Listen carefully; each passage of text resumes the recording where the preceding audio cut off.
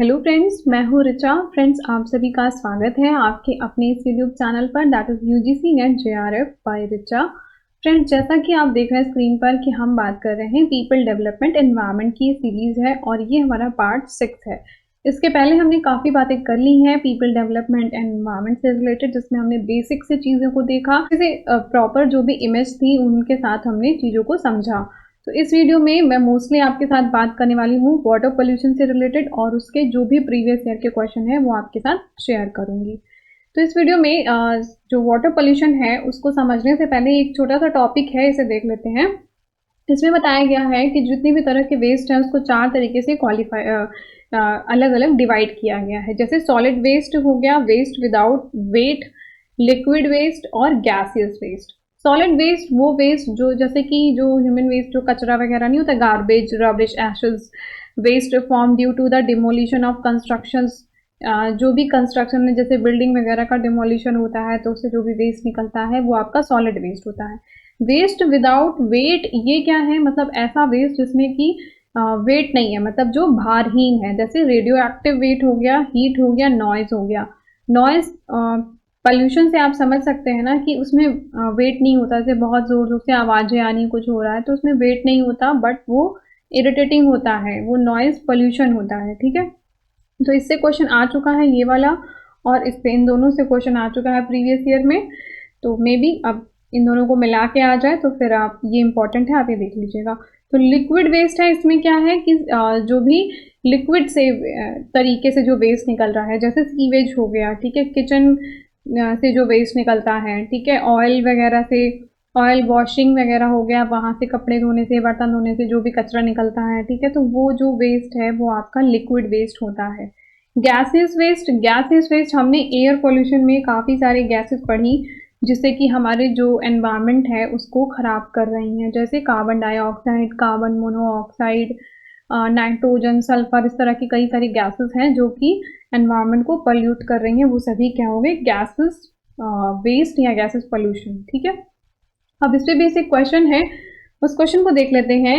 इसमें कह रहा है from the following list identify the source of solid waste. अब इस क्वेश्चन में हमें क्या पिक करना है, सॉलिड वेस्ट को पिक करना है। Residential area, ocean, institutional area, agriculture and dust storm. Dust और स्टॉर्म वगैरह आपका किसका पार्ट होता है, एयर पोल्यूशन का पार्ट होता है। और पूछा क्या है, सॉलिड पोल्यूशन, सॉलिड वेस्ट। तो एग्रीकल्चर तो आपका हो जाएगा सॉलिड वेस्ट, ठीक है। इंस्टीट्यूशनल, ये भी आपका सॉलिड वेस्ट होगा। और रेजिडेंशियल एरिया से जो कचरा निकलता है, ह्यूमन वेस्ट जो लोग करते हैं, वो भी आपका सॉलिड वेस्ट होगा, ठीक है। बट ओशन, ओशन आपका सॉलिड वेस्ट का पार्ट नहीं है। सो ऑप्शन क्या होगा, फर्स्ट, थर्ड और फोर्थ। फर्स्ट, थर्ड और फोर्थ ऑप्शन डी में है, तो इसका आंसर डी हो जाएगा, ठीक है। सो अब हम स्टार्ट करते हैं अपना मेन टॉपिक जो कि है वाटर पोल्यूशन।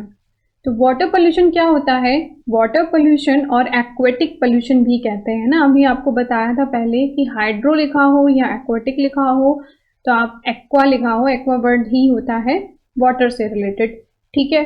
अब वाटर पोल्यूशन, तो पोल्यूशन मतलब क्या हुआ, जहां पर प्योरिटी नहीं है, जहां पर इम्प्योरिटी है वो हो गया पोल्यूटेड, ठीक है। तो अब वहाँ पे इम्प्योरिटी कह लें, कंटामिनेशन कह लें, या कुछ भी ऐसे वर्ड जिससे कि पता चल रहा है कि वहाँ पर वाटर पोल्यूशन है।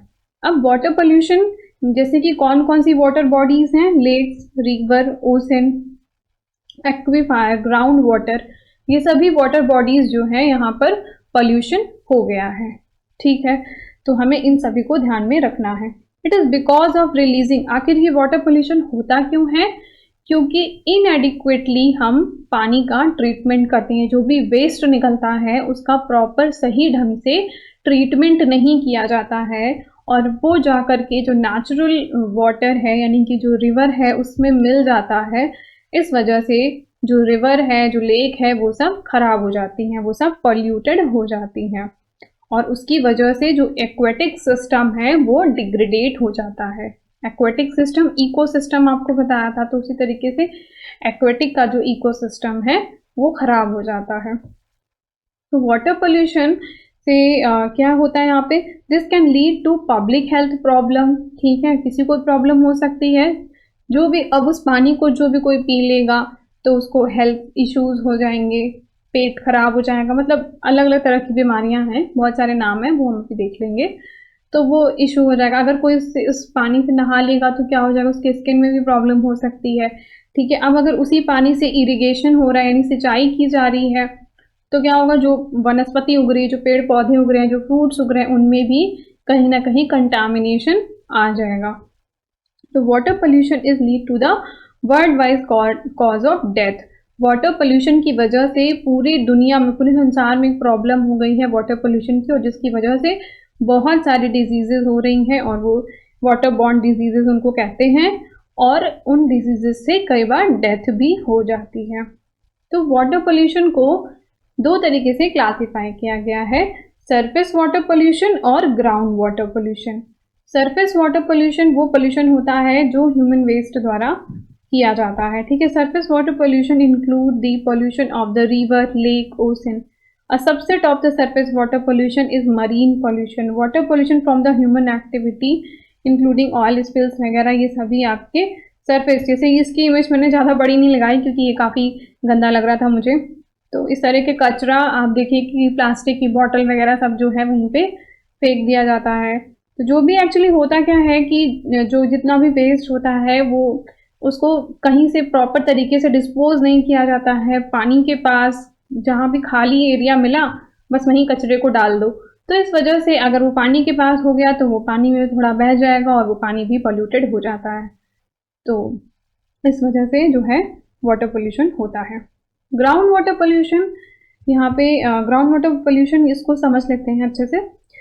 जिससे क्या हुआ कि on site sanitation system, sewage and pesticides, commercial industrial lakes, hydraulics, fracturing, landfill and leaches वगैरह, ये सब से क्या होता है, ग्राउंड वाटर पोल्यूशन हो रहा है। ठीक है, अब देखिए जैसे यहाँ पर आप समझिए कि ये देखिए ये शिप है, तो शिप क्या से क्या हुआ कि शिप में ऑयल स्पिल्स वगैरह हुआ, वो उसी ओशन में ही उसने अपना ऑयल गिरा दिया। ठीक है, तो ये क्या हो गया, ये अब पानी खराब हो गया। ठीक है, स्लज से भी हो जाता है।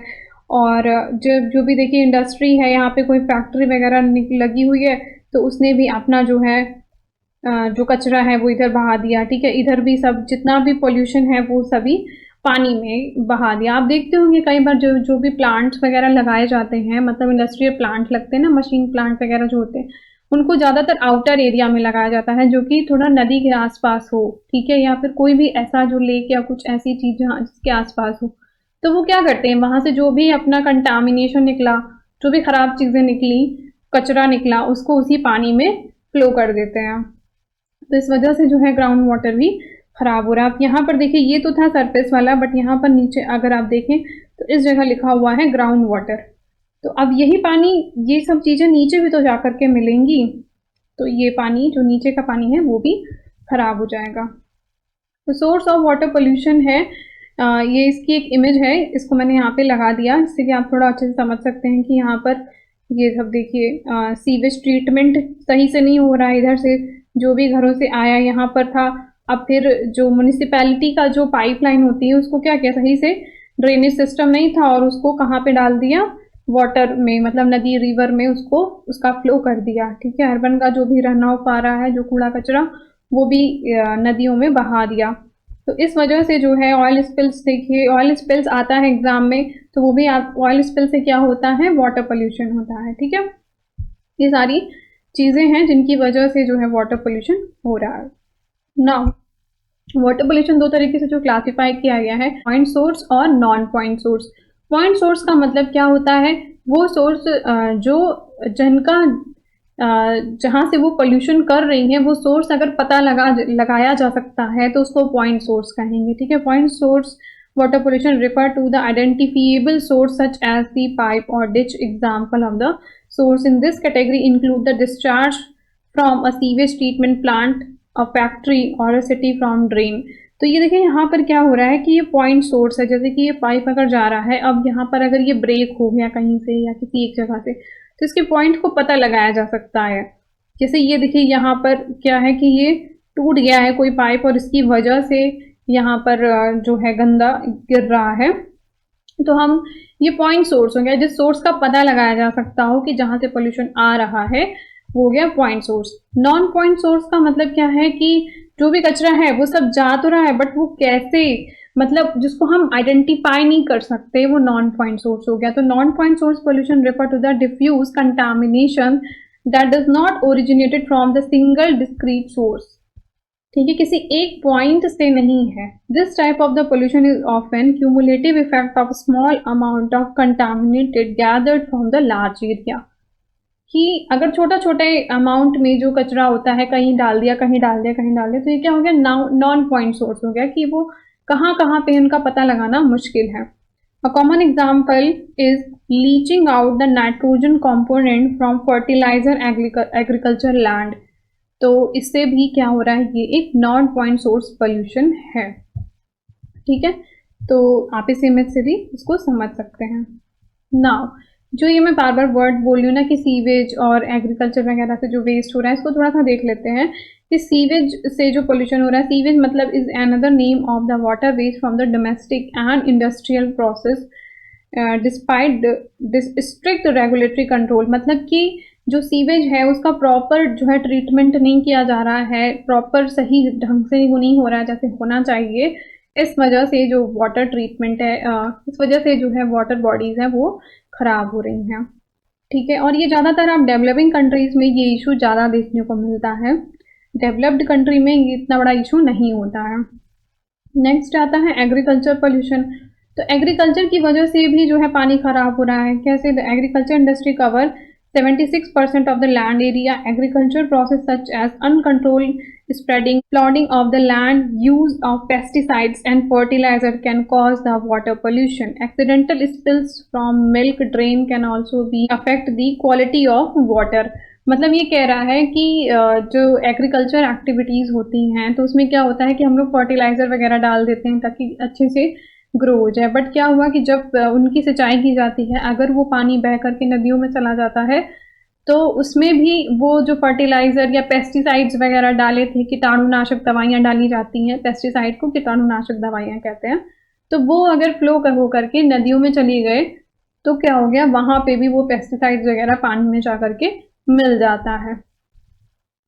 रेडियो एक्टिव सब्सटेंस, कुछ रेडियो एक्टिव वेस्ट होते हैं, another source of water pollution होता है। Radio active substance include in the nuclear power plants, industrial, medical and other scientific process, they can be found in watches. जैसे कि कई सारे radio active substance बनाए जाते हैं जिनका हम घर में और यूज़ भी करते हैं, जैसे यहाँ पर लिखा हुआ है कि मेडिकल में उनका यूज़ किया जाता है और अदर साइंटिफिक जगह यूज़ कर सकते हैं। वॉच वगैरह बनाने में ल्यूमिनस क्लॉक होती है, टेलीविज़न की एक्सरे मशीन होती है, उसमें जो है रेडियो एक्टिव सब्सटेंस का यूज़ किया जाता है। फिर अब क्या हुआ, जब उनको अब क्या हुआ कि वो प्रोडक्ट मान लीजिए हमने कुछ दिनों तक यूज़ किया, अब वो ख़राब हो गए, उनको हम यूज़ नहीं कर रहे हैं, तो उनका प्रॉपर ट्रीटमेंट तो हुआ नहीं, उनको क्या करते हैं कचरे में डाल दिया और फिर वो कचरा क्या होता है पानी में बहा देते हैं। तो पानी में बहा देने की वजह से वो क्या हो जाता है, उनको डिस्पोज कर देते हैं पानी में और इस वजह से पानी फिर से पॉल्यूटेड हो जाता है। तो ये है रेडियो एक्टिव सब्सटेंस जिनकी वजह से जो है वाटर पोल्यूशन होता है। नाउ नेक्स्ट आता है रिवर डंपिंग। रिवर डंपिंग क्या है? लॉट्स ऑफ पीपल डम्प्ड, मतलब कोई भी सामान, कोई भी कचरा अगर नहीं समझ आ रहा है कहाँ फेंकें, कोई बड़ी बड़ी कंपनी जो है कोई भी चीज़ है तो उसको वो क्या करते हैं, रिवर में जाके डंप कर देते हैं। तो सुपरमार्केट की जो ट्रॉली हो जाती है, खराब हो जाती है, bicycle, garden cutting and electronic waste in the river. ठीक है, तो रिवर बैंक उसको डाल देते हैं।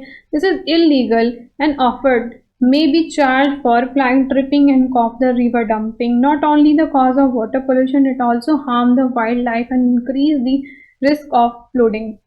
तो रिवर डंपिंग से भी बहुत बड़ी प्रॉब्लम होती है और जो चीज़ों लोग को नहीं समझ आता कहाँ डालें वो रिवर में जाकर डाल देते हैं, इस वजह से जो पीने का पानी है वो भी खराब हो जाता है। नेक्स्ट आता है municipal waste water treatment. Municipal waste water treatment का मतलब वही हुआ कि जो घरों से पाइपलाइन जाती रहती है, कि जो वेस्ट होता है उसकी पाइपलाइन जाती है प्रॉपर, तो अगर उसको सही ढंग से ट्रीटमेंट ना किया जाए तो in urban area the development city municipal waste water or the sewage is typically treated by centralized sewage treatment plant.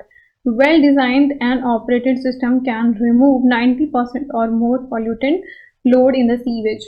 तो अगर इसको सही से ट्रीट करें तो 90% तक सही हो सकता है जो वाटर बॉडीज हैं। Change in temperature, change in temperature जैसे कि हमने एक बार थर्मल पावर प्लांट की वजह से बताया था कि थर्मल पोल्यूशन होता है। उसमें होता क्या है कि जो बड़े बड़े आपके प्लांट्स होते हैं उसमें मशीन क्या होती है, काफ़ी गर्म हो जाती हैं। तो गर्म हो जाती हैं, अब उनको ठंडा करने के लिए क्या चाहिए, पानी चाहिए। तो पानी यहाँ से लेते हैं, ठीक है, और वो अपनी मशीन को ठंडा कर लेते हैं। ठंडा करने के बाद अब जो पानी गर्म हो गया उसको यहाँ पर आउटलेट कर देते हैं। एक इनलेट पाइप होता है, एक आउटलेट पाइप होता है, तो उसको बाहर यहाँ पर थ्रो कर देते हैं। अब हुआ क्या इससे, ये जो पानी, ठंडा पानी अंदर गया और यहाँ पर मशीन गर्म थी, उसको ठंडा किया और फिर से वो पानी क्या हो जाएगा, गर्म हो जाएगा। और ये काफ़ी बल्क अमाउंट में होता है, ह्यूज अमाउंट में, जिसकी वजह से ये क्या होता है कि ये जो वाटर है वो गर्म हो जाता है। और आपको बताया था कि गर्म पानी में डिजॉल्व ऑक्सीजन जो होता है वो कम हो जाता है। तो इसकी वजह से जो भी जीव जंतु है उनको प्रॉब्लम होती है। बेसिक क्वेश्चन है, the problem of organic pollution in the river is usually worse in hot summer month। कह रहा है कि जो ऑर्गेनिक पोल्यूशन होता है रिवर में वो बहुत ही वर्स हो जाता है समर मंथ में। बिल्कुल ठीक बात कह रहा है। जो पानी अगर गर्म, जैसे कि आपने देखा कि इस इमेज में कि अगर ये बहुत तेजी से, ये बहुत ह्यूज अमाउंट में होता है तो ये पानी बहुत जल्दी और ज़्यादा गर्म हो जाता है। नेक्स्ट है, रीज़न कहता है कि high water temperature exaggerate the oxygen depletion. अगर टेम्परेचर जो है बहुत तेज़ी से बढ़ जाता है, जो पानी का जो H2O है, अगर पानी है इसका टेम्परेचर बहुत ज़्यादा हो जाए तो यहाँ पे डिज़ोल्व ऑक्सीजन क्या होती है, कम हो जाती है। तो रीज़न भी बिल्कुल ठीक कह रहा है, ठीक है। तो दोनों बात ही ठीक है, इसमें रीज़न भी ठीक है और दोनों एक दूसरे के एक्सप्लेनेशन भी है। सो आंसर यहाँ पर फर्स्ट वाला हो जाएगा। नाउ नेक्स्ट आता है कि water borne diseases. Water borne diseases, ये क्वेश्चन एग्जाम में आ सकता है, तो इसको आप नोट डाउन कर लीजिए। कौन कौन सी बीमारी होती है, कॉलरा, डायरिया, टाइफाइड, ये सारी बीमारी, हेपेटाइटिस, ये सब बीमारी है, ये सब आप नोट डाउन कर लीजिए। ये सब वाटर बॉर्न डिजीजेज होती हैं, ठीक है।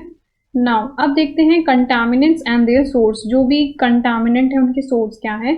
तो फूड प्रोसेसिंग वेस्ट, ठीक है, which can included the oxygen demanding substance, fast and gases, insecticides, herbicides and huge range of organoholis and other chemical compound और other chemical compound जो कि वाटर को खराब करते हैं। Petroleum hydrocarbon including the fuel, gasoline, diesel, jet fuel and oil fuel, motor oil, fuel combustion, by product जो निकलता है from storm water run of, ये सभी क्या है, कंटामिनेंट्स हैं, ये सभी जो है पॉल्यूटेंट्स हैं, ठीक है। अदर वाटर पोल्यूटेंट्स कौन कौन से हैं, acidity cause by industrial discharge specially sulphur dioxide from the power plant, ammonia from the food processing waste, fertilizer containing the nutrition, nitrate और फास्फेट। ये काफ़ी इंपॉर्टेंट है, जो नाइट्रेट और फास्फेट होता है which are found in the agriculture as well as commercial and residential heavy metals वगैरह जो होते हैं वो भी कंटामिनेंट्स होते हैं जो भी वाटर को पल्यूट करते हैं। यहाँ पर एक क्वेश्चन है कि पोल्यूशन अफेक्ट्स लेक। तो fertilizer and pesticides from the agriculture. पहले तो फर्टिलाइजर क्या होते हैं, फर्टिलाइजर जो उपजाऊ बनाना है, ज़्यादा हमें ज़्यादा जल्दी से ज़्यादा जो है फ्रूट्स वगैरह चाहिए या जो भी हमारे अनाज है जल्दी से ज़्यादा उगाने हैं तो हम फर्टिलाइजर डाल देते हैं, ठीक है, जिसमें नाइट्रोजन वगैरह डाल देते हैं। पेस्टिसाइड्स वो होते हैं जो कीटाणुनाशक होते हैं। तो एग्रीकल्चर में जो फर्टिलाइजर है और जो पेस्टिसाइड है उनका बहुत ज़्यादा मात्रा में यूज़ हो रहा है, ठीक है। And urban run of seepage from the ground water enter the lake and cause elevate the level of nitrate and phosphate. तो ये भी आपको बताया था कि जिसकी वजह से पानी में नाइट्रेट और फॉस्फेट की मात्रा बहुत ही ज़्यादा हो गई है। This can lead to the harmful algal blooms, और इसकी वजह से हार्मफुल एल्गोल ब्लूम आ जाते हैं, ठीक है। एंड यूट्रोफिकेशन हो जाता है which can harmful both aquatic life and human life, और इसकी वजह से यूट्रोफिकेशन हो जाता है और वो जो है हार्मफुल है किसी के लिए भी, एक्वेटिक यानी कि जो पानी में रहने वाले जीव जंतु जैसे फिश वगैरह हो गई, और ह्यूमन हेल्थ के लिए, क्योंकि हम उन्हीं पानी से नहाते हैं, उसी पानी को पीते हैं, तो हमारे लिए भी वो हार्मफुल हो जाता है। अब लेक कहते हैं कि जो है लेक है जो ज़्यादा कंटामिनेटेड होती है एज कंपेयर टू रिवर। तो ये बात ठीक है, कहीं भी ये स्टेटमेंट अगर आपके सामने आए तो ये बात बिल्कुल ठीक कह रहा है। बट लेक ज़्यादा कंटामिनेटेड क्यों होती है? क्योंकि रुका हुआ यहाँ पर पानी होता है, पानी यहाँ पर ज़्यादा बहता नहीं है, ठीक है। तो इस वजह से जो भी इम्प्योरिटीज़ वगैरह यहाँ पर आती है वो रुक जाती हैं और इस वजह से लेक ज़्यादा गंदी हो जाती है। रिवर में क्या होता है कि अब तो अगर आप देखें तो रिवर जहाँ भी देखें आपको गंदी दिखती है, बट फिर भी रिवर का पानी जो है बहता रहता है, क्योंकि यहाँ पर क्या होता है कि अगर आप कचरा डालते हैं तो वो बहता है और ग्लेशियर से पिघलता रहता है ग्लेशियर, तो वहाँ से क्या होता है कि ये फ्लो होती रहती है और ये जो है ओशन वगैरह में जाकर के मिल जाती हैं। तो इस वजह से जो है रिवर का पानी कम गंदा होता है और लेक का ज़्यादा गंदा होता है, ठीक है। तो अभी अभी हमने क्या क्या चीज़ें पढ़ ली। Surface water pollution, ground water pollution, point source, non point, sewage, radioactive, river dumping, industrial, agriculture waste और चेंज इन टेम्परेचर, ये सारी चीज़ें हमने पढ़ ली कौन कौन से सोर्स हैं वाटर पोल्यूशन के। अब इससे रिलेटेड कुछ टर्म हैं जो कि वाटर बॉडी से ही रिलेटेड है, तो हम इसको देख लेते हैं। तो फर्स्ट आता है यहाँ पर पैथोजन। पैथोजन क्या होता है? दीज आर माइक्रो ऑर्गेनिज्म होते हैं, ठीक है। Refer to the pathogens. Pathogens can produce water borne diseases either in human और एनिमल होस्ट। मतलब क्या है कि ये जिसकी भी बॉडी में जाते हैं उसकी बॉडी में ये ग्रो कर जाते हैं, उन्हीं से ही अपना खाना, अपना पेट भरते हैं, जो उनका फूड होता है उन्हीं फूड से ही अपना फूड भरते हैं और ये ग्रो हो जाते हैं, ठीक है। जैसे कह सकते हैं कि कोई भी वायरस है तो ये भी एक तरीके का पैथोजेंस हो गया, ठीक है। Coliform bacteria which are not an actual cause of diseases are commonly use in bacterial indicator of water pollution. यानी कि कैलीफॉर्म नाम का कोई बैक्टीरिया होता है जो कि एक्चुअल में कोई डिजीज नहीं होती, बट ये इंडिकेटर की तरह से हम यूज करते हैं। हाई लेवल ऑफ पैथोजेंस, अगर कहीं पर बहुत ज़्यादा पैथोजेंस हो जाएं तो उससे क्या होगा? Result from on site sanitation system और इनएडिक्वेटली ट्रीटेड, जहाँ पर अच्छे से सीवेज का ट्रीटमेंट ना हो और पानी को डाला जाता है, इस वजह से वहाँ पे बहुत ज़्यादा पैथोजेंस डेवलप हो जाते हैं, ठीक है। Older cities and aging with infrastructure may have leakage sewage collection, मतलब कि जो पाइपलाइन जाती है सीवेज की वो बहुत पुरानी हो जाती है, तो कहीं से टूट गया, कुछ हो गया, तो उससे क्या हो रहा है? लीकेज हो जाता है। लीकेज होने की वजह से गंदगी वहीं कहीं बीच में गिरने लग जाती है और वहाँ पर पैथोजेंस वगैरह बन जाते हैं, ठीक है। तो ये बात बता रहा है। अब पैथोजेंस को देखें, यहाँ पर समझ सकते हैं एक तरीके का, ये देखिए इमेज के थ्रू, बहुत क्लियर तो नहीं है इमेज, आप एक तरीके से देखिए ये वायरस की तरह होते हैं, ठीक है। जैसे यहाँ पर देखिए वायरस लिखा हुआ है, पैथोजेंस क्या होते हैं? एक तरीके के वायरस होते हैं। अब ये जो बहुत ज़्यादा ये एक्टिव कब होंगे? टेम्परेचर इनको चाहिए होता है, ठीक है। ऑपरेशन मोड लिखा हुआ है और इंटरमीडिएट प्रोडक्ट्स वगैरह बनाते हैं, फिर ये इस तरीके की चीज़ें होती हैं। तो पैथोजेंस एक तरीके का वायरस होता है जो कि होस्ट के बॉडी में, जिसकी बॉडी में जाते हैं उसी की बॉडी से वो अपना पेट भरते हैं और ग्रो होना शुरू कर देते हैं, ठीक है। तो पैथोजेंस हो गया। और दो बातें यहाँ पर आती है, एक होता है ओलिगोट्रॉफिक लेक और दूसरा होता है यूट्रोट्रॉफिक लेक। ओलिगोट्रॉफिक लेक का मतलब क्या हुआ? ऐसी लेक जो बहुत ही साफ सुथरी है और यहाँ पे ऑक्सीजन का लेवल बहुत ही अच्छा है और ये बहुत अच्छी लेक होती है, ठीक है। तो oligotrophic lake are characterized by low nutrition value which limit the lake's ability to support animal life and consequently the water remain clear. तो यहाँ पे न्यूट्रिएंट कम होते हैं बट ऑक्सीजन की मात्रा अच्छी होती है और यहाँ पर ये फिश वगैरह ये अच्छे से अपना जीवन बिता पाती हैं। तो ये है ओलिगोट्रॉफिक लेक। नेक्स्ट है ईयूट्रॉफिक लेक। ईयूट्रॉफिक लेक वो लेक होती है जहाँ पर हाई न्यूट्रिएंट होता है और ऑक्सीजन की मात्रा बहुत ही कम होती है, ठीक है। जो ऐसी लेक होती है जहाँ पे न्यूट्रिएंट ज़्यादा है बट ऑक्सीजन नहीं है, तो ऑक्सीजन नहीं है तो फिश वगैरह ऐसी लेक में नहीं रह पाती हैं। तो eutrophic lake characterized by the high nutrient value which allow microorganism जैसे एलगी वगैरह यहाँ पर ग्रो हो जाते हैं लार्ज नंबर में, ठीक है। और ये यहाँ पर इस तरीके का आप देख सकते हैं, ऐसे ही होता है, ग्रीन ग्रीन कलर की जो हो जाती है वो ईओट्रॉफिक हो जाती है। और ओलिगोट्रॉफिक में अच्छा होता है, ट्रांसपेरेंट पानी होता है जहाँ पे ऑक्सीजन की मात्रा अच्छे से होती है। ठीक है, तो ये चीज़ें हैं। अब नेक्स्ट आता है बीओडी, बायोकेमिकल ऑक्सीजन डिमांड, यानी कि यहाँ पर इसका मतलब क्या है, the amount of water, the amount of dissolve oxygen needed by aerobic biological organism to break down organic material present in given water sample a certain temperature over a specific time period। तो देखिए यहाँ पर एक term आया है aerobic. ठीक है, aerobic का मतलब क्या होता है, जिसको ऑक्सीजन की जरूरत हो। एक होता है एरोबिक, एक होता है अनएरोबिक। एरोबिक का मतलब कि जहाँ पर ऑक्सीजन की जरूरत ज्यादा हो, जैसे एरोबिक डांस होता है ना, तो एरोबिक डांस में क्या होता है, हाई इंटेंसिटी डांस होता है, मतलब कि जहाँ पर जो बिना वेट के डांस कराते हैं उसको एरोबिक कहते हैं, बट वहाँ पे ऑक्सीजन की मात्रा की ज्यादा जरूरत होती है। ठीक है, तो एरोबिक का मतलब हो गया कि वो उस टाइप के एलिमेंट की बात कर रहे हैं जहाँ पर ऑक्सीजन की मात्रा ज्यादा चाहिए। तो इसमें क्या होता है कि एरोबिक टाइप के जो बायोलॉजिकल ऑर्गेनिज्म हैं उनको ज़रूरत होती है हाई ऑक्सीजन की to break down the organic material वगैरह जो प्रेजेंट होते हैं वाटर में। ठीक है, तो यहाँ पर देखिए एक दिया हुआ एग्जाम्पल कि 1 से लेकर के 2 अगर है तो मतलब कि ठीक है, वाटर क्वालिटी अच्छी है, बट अगर ज़्यादा है, ठीक है, बीओडी की ज़रूरत ज़्यादा हो रही है, तो यानी कि वाटर जो है फेयर है। अगर और बीओडी की ज़रूरत होती है मतलब पुअर है, तो यानी कि बीओडी अगर कम ज़रूरत पड़ रही है, इसका मतलब क्या है, वाटर अच्छा है। It means more the organic waste, जितना ज़्यादा ऑर्गेनिक वेस्ट होगा उतना ही ज़्यादा हमें ऑक्सीजन डिमांड करने की ज़रूरत होगी, उतनी ज़्यादा ऑक्सीजन की ज़रूरत होगी उसको ब्रेक डाउन करने के लिए। ठीक है, तो the high BOD value indicate the high pollution. So यहाँ पर एक क्वेश्चन है, अब इसको देख लेते हैं। असर्शन में क्या कहता है, polluted river with high value of biological oxygen demand may produce foul smell। मतलब जहाँ पर बीओडी की डिमांड ज़्यादा होती है उस जगह पर बहुत ही गंदी स्मेल आती है, ये बात कह रहा है। तो ये बात ठीक कह रहा है, क्यों, क्योंकि जहाँ पर ज़्यादा गंदगी है, यहाँ पर देखिए ना, हाई पोल्यूशन अगर है इस तो ज़्यादा हमें बीओडी की ज़रूरत होगी।